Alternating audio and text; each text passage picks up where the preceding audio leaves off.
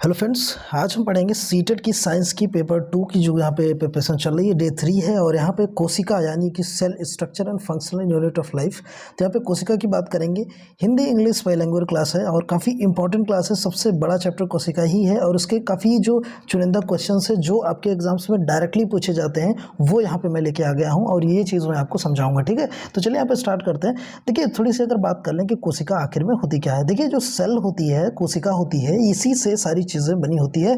चाहे हम हैं, चाहे आप हैं, चाहे हमारे अंग शरीर के, चाहे आपके एक्सटर्नल है, चाहे बाहरी, चाहे प्लांट है, चाहे एनिमल्स में है, जो भी चीज़ें हैं सब चीज़ें कोशिका से बनी होती है। यहाँ पे देखिए कि आपको हेडिंग दिख रही होगी, कोशिका जीवन की संरचनात्मक और कार्यात्मक जो है इकाई है। सभी जीवित जीव कोशिकाओं के बने होते हैं। कोशिकाएं ईंटों के समान होती है। जैसे हम देखते हैं ना कि एक ईंट होती है ना। ईंट किससे बनती है? मिट्टी से बनती है। मिट्टी से फिर ईंट बनी, ईंट से जो है धीरे धीरे दीवार बनी और दीवार से घर बनता है। मतलब छोटी छोटी जब कोशिकाएं जुड़ती हैं तो बड़ी चीज़ जाके यहाँ पे एक निर्माण हो जाता है चीज़ों का। ठीक है, इसी तरीके से हर जीव के शरीर को बनाने के लिए कोशिकाओं को इकट्ठा किया जाता है। कोशिकाएं जीव के निर्माण का एक खंड है। आप यहाँ पे स्क्रीन पे देख सकते हैं।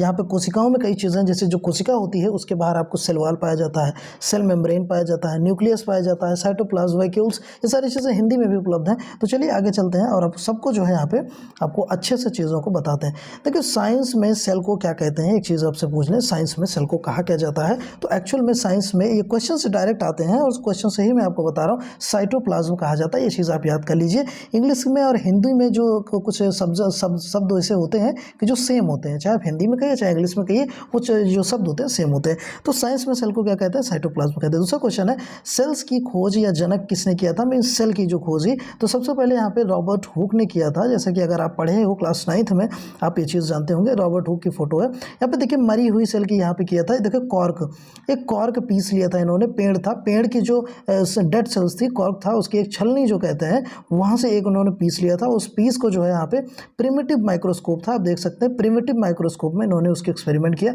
तो मरी हुई सेल की, डेड सेल की खोज किसने की? रॉबर्ट हुक ने। हालांकि पहली जो यहाँ पे खोज की सेल की इन्होंने ही किया, लेकिन वो सेल कौन सी थी? डेड सेल थी। और जो दूसरी खोज, अगर हम लिविंग सेल की बात कर लें, उससे पहले थोड़ा सा रॉबर्ट हुक के बारे में यहाँ पे जान लेते हैं। एक्चुअल में देखिए, रॉबर्ट हुक ने डिस्कवर किया 1665 में, किसको? कोशिका की जो खोज की 1665 में की। ठीक है, तो जैसे मैंने आपको बताया, कॉर्क जो उन्होंने part of the bark tree, एक ट्री से इन्होंने लिया था और उसको जो हनी कॉम्ब की तरीके से सेल्स दिख रही थी, कुछ इस तरीके से होती है ना, जैसे हनी कॉम्ब होती हैं, कुछ इस तरीके से एक दूसरे से जो है सेल्स अटैच होती हैं, ऐसे कुछ हनी कॉम्ब का स्ट्रक्चर होता है। ठीक है, तो इस तरीके से थी और इन्होंने जो है पेड़ की छाली से जो है यहाँ पे किया था। अब चलिए यहाँ पे दूसरा क्वेश्चन आ जाता है भाई कि जो जीवित कोशिका थी उसकी जो है यहाँ पे इन्होंने खोज किया था। तो आप काई जानते हैं? पॉन्ड, पॉन्ड मीन्स तालाब। जो तालाब होती है, तालाब में जो काई होती है हरी हरी तरीके की, वहाँ से जो है इन्होंने किया था। देख सकते हैं, लिवेनहॉक इनका नाम था, जो साइंटिस्ट थे। आप स्क्रीन पे देखिए, ये जीवित कोशिका की इन्होंने रॉबर्ट हुक के बाद जो है खोज किया और तालाब की जो काई थी वहाँ से इन्होंने ये चीज़ जीवित कोशिका की खोज की थी। तीसरा क्वेश्चन आ जाता है, पूरे शरीर कोशिका से बनी है, ये सिद्धांत किसने किया? ठीक है, देखिए, पूरी शरीर जो है कोशिका से बनी है और ये सिद्धांत किसने दिया? तो ये सिद्धांत यहाँ पे दिए थे स्लाइडन और स्वान ने। ठीक है, स्लाइडन और स्वान ने जो है ये दिया कि भाई जो पूरी शरीर है वो कोशिका से बनी हुई है। पांचवा क्वेश्चन है, दुनिया की सबसे बड़ी कोशिका और सबसे छोटी कोशिका कौन सी आ जाती है? ये भी काफी इंपॉर्टेंट क्वेश्चन है। देखिए, शुतुरमुर्ग का जो अंडा होता है, ऑस्ट्रिच का जो यहाँ पे एक्स है, वो सबसे बड़ी, और माइकोप्लाज्म सबसे छोटी यहाँ पे कोशिका हो जाती है। ठीक है, तो शुतुरमुर्ग का अंडा सबसे बड़ा और माइकोप्लाज्म सबसे छोटी है। इन कीवर्ड्स को आपको जो है याद करके रखना है, क्योंकि आगे चल के एग्जामिनेशंस में ना सबसे आपको डायरेक्ट क्वेश्चंस मिलने वाले हैं। अब देखिए, यहाँ पे मानव शरीर में सबसे बड़ी कोशिका और सबसे छोटी, वो वर्ल्ड की मैंने बात किया, लेकिन अब मानव शरीर की अगर बात आ जाए भाई कि ह्यूमन बॉडी में कौन सी सबसे बड़ी कोशिका होती है और सबसे छोटी, तो स्पर्म यानी कि जो शुक्राणु होते हैं, ये इंसान के अंदर पाए जाते हैं, मीन्स मनुष्य के मेन के अंदर पाए जाते हैं, पुरुष के अंदर। तो यह स्पर्म यानी कि जो शुक्राणु होते हैं, ये जो आप देख रहे हैं पतले पतले यहाँ पे जा रहे हैं, ये दौड़ के ये वाले, ये जो है आपके स्पर्म्स होते हैं। और ये जो गोल सा आपको दिख रहा है, ये ओव्यूम होता है। ये जो है स्त्री के अंदर पाया जाता है, मीन्स महिलाओं के अंदर पाए जाते हैं। तो ये अगर मानव शरीर में बात किया जाए तो सबसे बड़ी कोशिका होती है, और जो ह्यूमन स्पर्म होते हैं, मीन्स मैन के, पुरुष के होते हैं, वो शुक्राणु सबसे छोटी होती है। ठीक है, आई होप आपको ये जो है याद रहेगा। आगे बात कर लेते हैं, मानव शरीर में सबसे लंबी कोशिका कौन सी होती है? ऐसे भी क्वेश्चन बनते हैं। तो न्यूरॉन, न्यूरॉन कहाँ पाया जाता है भाई? मस्तिष्क में न्यूरॉन पाया जाता है, मीन्स कि यहाँ पे जो दिमाग होता है वहाँ पे पाया जाता है आपकी न्यूरॉन कोशिका।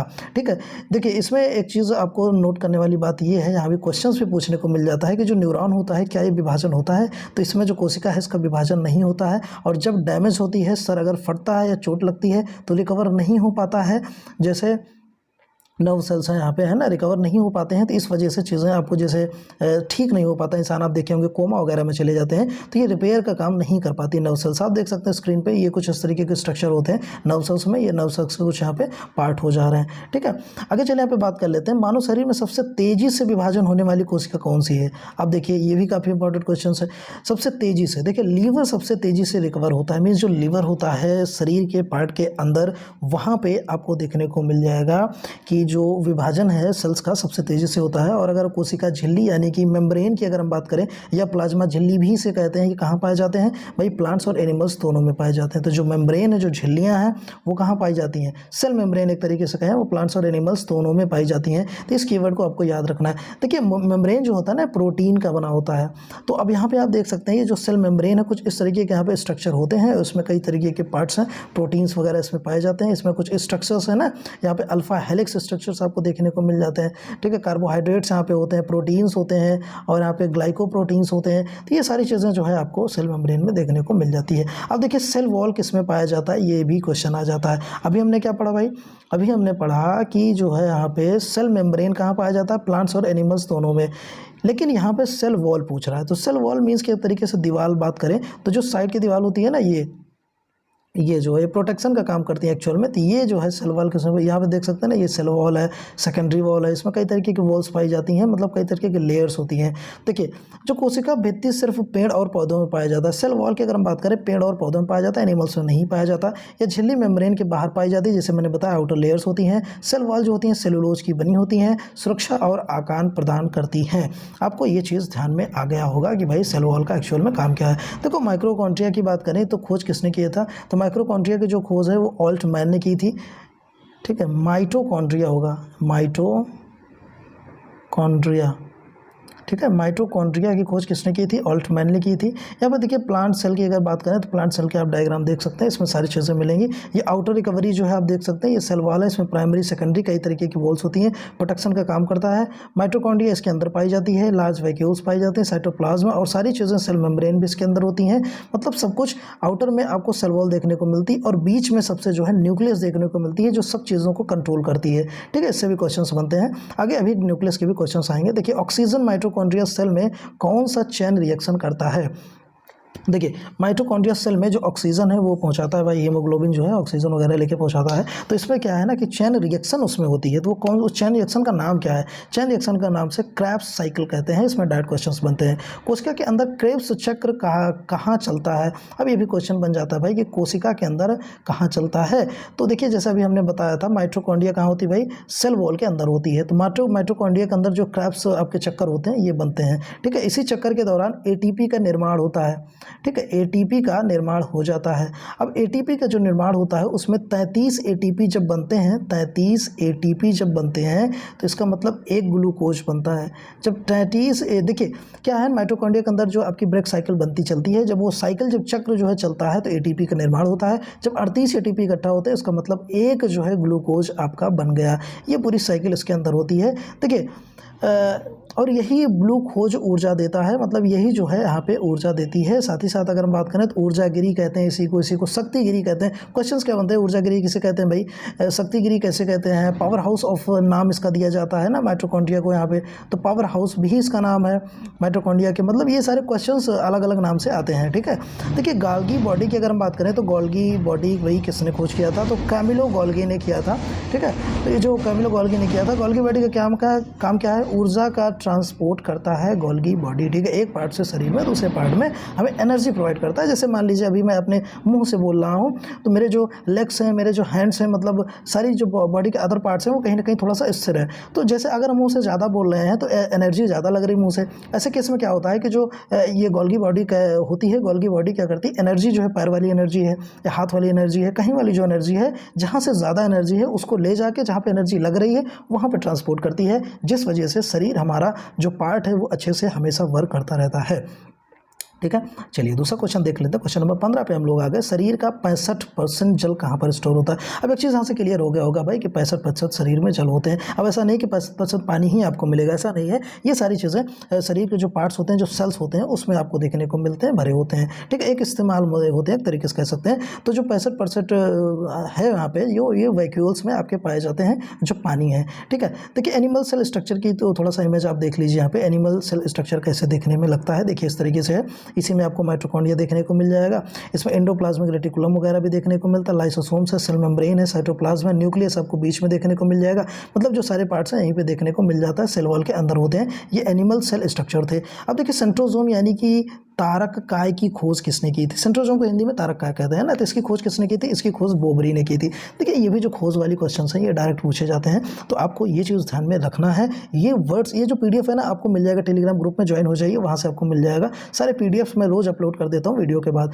देखिए कोशिका विभाजन के बाद पुनर्निर्माण करता है सेंट्रोजोम जो होता है ना। जबकि कोशिका का जब विभाजन हो जाता है तो पुनर्निर्माण कौन करता है भाई, सेंट्रोजोम यानी कि तारक काय जो है इसका पुनर्निर्माण करता है। देखिए दूसरा क्वेश्चन है, क्या मानव मस्तिष्क में सेंट्रोसोम यानी कि तारक काय जो है पाया जाता है, क्या मानव मस्तिष्क में, अगर हम बात करें तो। चलिए काफ़ी इंपॉर्टेंट क्वेश्चन ये है और ये चीज़ आपको ध्यान से सुनना है। ठीक है, देखिए अगर देखा जाए तो नहीं पाया जाता एक तरीके से, लेकिन कहने के लिए 10% पाया जाता है, तभी मस्तिष्क में कैंसर होने के चांसेस बढ़ जाते हैं। देखिए अभी हम ऊपर जब नर्व सेल्स की बात कर रहे थे वहाँ पे ये चीज़ आया था कि जो है सेंट्रोसोम यानी कि नहीं पाए जाते हैं, तो विभाजन मीन्स सेल का विभाजन नहीं होता है। तो देखिए क्या होता है ना कि जो है 10% यहाँ पे जो आपके सेंट्रोसोम होते हैं वो पाए जाते हैं, और इसी से जो है कैंसर होने का खतरा भी बढ़ता है, सिर्फ इसी 10% से। ठीक है, क्या चीज़ है, देखिए मानव मस्तिष्क में 90% न्यूरॉन की कोशिकाएँ पाई जाती हैं। तो 90% न्यूरॉन्स होते हैं और 10% जो है गीलियन सेल पाई जाती है। ये जो कहते हैं ना सेंट्रोसोम, इसके अंदर गीलियन सेल होती है। तो 10% के अंदर जो है आपकी सेंट्रोसोम पाए जाते हैं, और इसी के कारण ये जो गीलियन सेल होती है और इसी के कारण जो है यहाँ पे सेंट्रोसोम पाया जाता है। जैसे मैंने बताया आपके जो कैंसर है ना, मस्तिष्क कैंसर होता है, तो ये कैंसर होने के चांसेस आपके बढ़ जाते हैं, क्योंकि ये जो सेल्स है ना यहाँ पे सेंट्रोसोम्स होते हैं, ये फर्दर जो है सेल्स बनाते रहते हैं। एक सेल से 2 सेल, 2 सेल से 3 सेल, 3 सेल से 4 सेल, 5 सेल, 6 सेल। तो कैंसर का देखिए एक क्वेश्चन होता है कैंसर का, जो आपको बता दें, यहीं पर मैंने शायद नोट किया था। देखिए अनगिनत कोशिका कैंसर कैसे होते हैं कि भाई जब शरीर में किसी भी भाग में अनगिनत कोशिका की बढ़ोतरी हो जाती है तब कैंसर का खतरा बढ़ जाता है। तो आपको कैंसर अब क्यों होता है ये चीज़ आप आज जान गए होंगे कि जब कोशिकाओं में अनगिनत कोशिका की बढ़ोतरी होती है, टूट टूट के बनते हैं, तो वहाँ पे क्या होते हैं, तब कैंसर होने के खतरे बढ़ जाते हैं। तो जो दिमाग में कैंसर होता है ना वो 10% से ही आपके बनते हैं, है ना। देखिए आखिर इंसान के शरीर में कैंसर कैसे होता है, इसका क्वेश्चन आपको मिल गया। इसका क्वेश्चन डायरेक्ट भी बन सकता है, क्यों होता है भाई, तो यहाँ पे रेगुलर मीन्स अनगिनत, इन्फिनाइट टाइम जो है कोशिका बढ़ोतरी होती है, इसीलिए यहाँ पे कैंसर का खतरा होता है। देखिए क्वेश्चन नंबर 19 है कि अंतःप्रयुक्त जलियां मीन्स की इंडोप्लाज्मिक रेटिकुलर का काम क्या है। तो चलिए जो है इंडोप्लाज्मिक रेटिकुलम का काम समझते हैं। देखिए इंडोप्लाज्मिक की एक फोटो थोड़ा सा आपको दिखा दें, फिर आगे इसको समझते हैं। देखिए इसमें इंडोप्लाज्मिक रेटिकुलम है ना, 2 पार्ट में डिवाइड होती है। एक भाई यह जो खुरदुरा मीन्स की रफ पार्ट होता है इनका, ये दूसरा जो है ना इनका स्मूथ पार्ट होता है, ये काफ़ी चिकना पार्ट होता है ना, ये चिकना पार्ट होता है, ये थोड़ा सा रफ पार्ट होता है। समझ गए आप लोग। एंडोप्लाज्मिक रेटिकुलम की अपनी फोटो यहाँ पे देख ली, जिसको हिंदी में भी मैंने यहाँ पे लिखा था कि अंतःप्रयुक्त जालियाँ भी इसको कहा जाता है। ठीक है, अब देखिए इसको समझते हैं अच्छे से। इसमें है क्या चीज़, यह एक तरीके के ढांचे की तरह काम करता है, इसको आंतरिक कंकाल भी कहा जाता है। क्यों कहा जाता है आंतरिक कंकाल, ये भी समझिए आप। जो शरीर के पार्ट्स होते हैं ना, ये जिसमें मसल्स होती हैं, तो ये कंकाल क्या करते हैं कि ये झिल्लियाँ एक तरीके से हैं। तो मतलब कोई भी पार्ट है तो ये झिल्ली पे ही डिपेंड होती है। अगर जो शरीर हमारी है, अगर बोन्स ना हो तो शरीर हमारी से मसल से खड़ी नहीं हो पाएगी। इसी वजह से जो भी यहाँ पे सेल्स कोशिकाएँ होती हैं उसमें एक ढांचे के तरीके काम करता है ये। ठीक है, जिससे आपकी जो चीज़ें हैं स्टेबल रह पाती हैं। ठीक है, इसमें प्रोटीन का भी निर्माण होता है, ये भी आप जान लीजिए। देखिए 2 प्रकार के होते हैं यहाँ पे। देखिए सबसे पहले स्मूथ इंडोप्लाज्मिक रेटिकुलम, वसा निर्माण, और यहाँ पे इसमें जो है वसा का निर्माण होता है, जैसे मैं अभी ऊपर बताया था। मतलब काफ़ी चिकने चिकने से होते हैं। और जो रफ इंडोप्लाज्मिक रेटिकुलम होते हैं इसमें प्रोटीन का निर्माण होता है। मतलब इसमें क्वेश्चन आपको पूछ सकता है भाई स्मूथ इंडोप्लाज्मिक रेटिकुलम में किस चीज़ का निर्माण है, वसा निर्माण हो जाता है। अगर रफ इंडोप्लाज्मिक रेटिकुलम की बात करें तो यहाँ पे प्रोटीन का जो है निर्माण आपको देखने को मिल जाएगा। तो यहाँ से डायरेक्ट क्वेश्चन बनेंगे। ठीक है, देखिए जो मैं यहाँ पे थ्योरी और क्वेश्चन एक साथ मिक्स किया हूँ, जिससे पढ़ने में आपको काफ़ी अच्छे से आप तैयार कर पाएँ चीज़ों को एग्जामिनेशन के लिए। डायरेक्ट क्वेश्चन आपके यहाँ से ही फंसेंगे। देखिए शरीर के किस हिस्से में राइबोसोम्स पाए जाते हैं, तो रफ इंडोप्लाज्मिक रेटिकुलम के जो सरफेस है पर जो अभी पढ़ा हमने ना, रफ इंडोप्लाज्मिक रेटिकुलम, है ना, इसी के सरफेस पे राइबोसोम्स पाए जाते हैं। राइबोसोम्स को प्रोटीन की फैक्ट्री भी कहा जाता है। ये भी क्वेश्चन डायरेक्ट पूछता है कि भाई प्रोटीन की फैक्ट्री किसको कहते हैं। माइटोकॉन्ड्रिया, राइबोसोम्स, मतलब कई सारे ऑप्शंस, न्यूक्लियाई, न्यूक्लियस, न्यूक्लियोल्स ऑप्शंस आ जाते हैं, लेकिन इसमें आपको राइबोसोम ही करेक्ट करना है। ठीक है, देखिए माइक्रोस्कोप से हम प्रोकैरियोटिक को देख सकते हैं या यूकैरियोटिक को, ये भी काफ़ी इंपॉर्टेंट क्वेश्चन हो जाता है। तो इसमें देखिए समझिएगा, देखिए जो प्रोकैरियोटिक एंड यूकैरियोटिक की अगर हम बात करें तो जो यूकैरियोटिक है उसमें हम बिना माइक्रोस्कोप को उसको देख सकते हैं, नेकेड आइज अपनी आंखों से। लेकिन जो प्रोकैरियोटिक सेल्स होती हैं उसको माइक्रोस्कोप से देखने की आवश्यकता पड़ती है, काफ़ी छोटे होते हैं वो। ठीक है, कोशिका का सबसे बड़ा अंग कौन सा होता है, क्वेश्चन नंबर 22 आप देख सकते हैं। कोशिका का सबसे बड़ा अंग न्यूक्लियस होता है। न्यूक्लियस जैसे अभी मैंने आपको जो है सेल्स के जो ऊपर दिखाया था ना, प्लांट सेल दिखाया था, उसमें न्यूक्लियस आपको मैंने दिखाया था, तो उसमें न्यूक्लियस जो है बीच में था और वही सारी चीज़ों को कंट्रोल करता है। जैसे कि जिसको केंद्रक भी कहते हैं, और यही कोशिका के अंदर मौजूद सभी पार्ट्स को संभालता है, मतलब जितने भी पार्ट्स अभी तक मैंने डिस्कस किए। देखिए केंद्रक यानी कि न्यूक्लियस की खोज किसने की और इसको किस नाम से जानते हैं, तो न्यूक्लियस की खोज रॉबर्ट ब्राउन ने की थी। इसे ब्रेन ऑफ द सेल और कंट्रोलर भी कहते हैं, तो ये क्वेश्चन याद कर लीजिएगा। इसे ब्रेन ऑफ द सेल को क्वेश्चन आ सकता है, भाई कंट्रोलर कौन है, तो कंट्रोल कौन, भाई न्यूक्लियस है। ठीक है, अब देखिए इसमें प्रोटीन 80% और डीएनए 10% होता है। जो न्यूक्लियस है इसमें प्रोटीन की मात्रा 80% और डीएनए की जो है यहाँ पे 10% होती है। न्यूक्लियस के अंदर क्रोमोसोम और डीएनए और आरएनए पाया जाता है। समझिएगा, न्यूक्लियस जो होता है इसके अंदर क्रोमोसोम्स पाए जाते हैं, डीएनए पाया जाता है, आरएनए तीनों पाया जाता है। तो ये डायरेक्ट क्वेश्चंस यहाँ से बनेंगे, ऐसा आप जो है इस तरीके से आप याद करिएगा। लाइसोसोम की खोज किसने की थी भाई, तो अब यहाँ पे आपको साइंटिस्ट का नाम बताना है कि लाइबोसोम की खोज किसने की थी। और ये आप देख सकते हैं, ये हैं भाई साहब साइंटिस्ट, इनका नाम है डूबे, है ना, डूबे, डी डूबे करके कुछ था, हाँ ये देखिए डी डूबे इनका नाम था। इन्होंने जो है लाइसोसोम की खोज की थी। देखिए इसके बारे में थोड़ा सा और कुछ देख लेते हैं, कुछ पॉइंट्स हैं यहाँ पे इंपॉर्टेंट। जैसे देखिए इसमें जल अपघटक एंजाइम पाए जाते हैं जो काफ़ी खतरनाक होते हैं और माइटोकॉन्ड्रिया को काम ना करने पर उसे नष्ट कर देते हैं।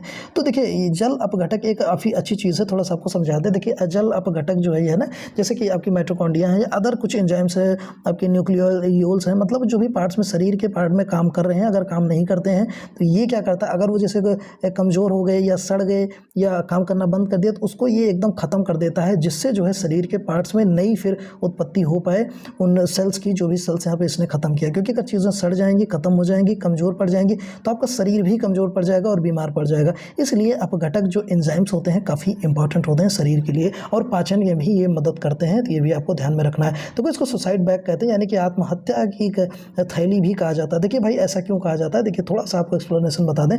जब सेल वाल के अंदर मौजूद जो सभी कोशिकाएं होती है काम करना बंद कर देती हैं एक साथ, जैसे अगर मैंने जैसे अभी बात हुई थी ना, माइटोकॉन्ड्रिया अगर काम करना बंद कर दे उसको तो नष्ट कर देगा ये, है ना, एज अ सिक्योरिटी गार्ड काम करता ही रहता है। लेकिन अगर सारी जो सेल्स हैं जो काम करना अगर बंद कर देती है तो क्या करेगा भाई, ये फट जाता है, आपस में फट जाता है। एटॉम बॉम्ब भी इसको कहा जाता है क्वेश्चन में। ठीक है, तो ये जो लाइसोसोम है, ये जो है ये जो अभी जो इसकी क्या बात कर रहे थे हम, लाइसोसोम की ये बात कर रहे थे। तो जो लाइसोसोम है इसको आत्महत्या की थैली या सुसाइड बैग या एटॉम बॉम्ब भी कहते हैं, क्योंकि जब सारे सेल्स काम करना बंद कर देते हैं तो ये फट जाता है और फटने से क्या होता है, नए सेल्स की उत्पत्ति होती है और चीज़ें रिकवर हो जाती हैं। ठीक है, देखिए आरबीसी में लाइसोसोम नहीं पाए जाते, मीन्स रेड ब्लड सेल्स में लाइसोसोम नहीं पाए जाते हैं, ये चीज़ आपको ध्यान में रखना है। ठीक है, तो यहाँ पे देखिए मैंने क्वेश्चंस आपको बताया, यहाँ पे क्वेश्चंस तो वैसे 24 थे, लेकिन हर क्वेश्चंस के अंदर 4-4, 5-5 क्वेश्चंस आपको देखने को यहाँ पे मिले हैं, 2-2, 3-3 पार्ट तो आई होप यहाँ पे आपने देखा ही है। तो यहाँ पे आपके जो क्वेश्चंस आपके यहाँ पे हो गए हैं, लमसम में अगर हम जोड़ें तो 50 से 60 क्वेश्चंस यहाँ पे आपके क्लियर हो गए।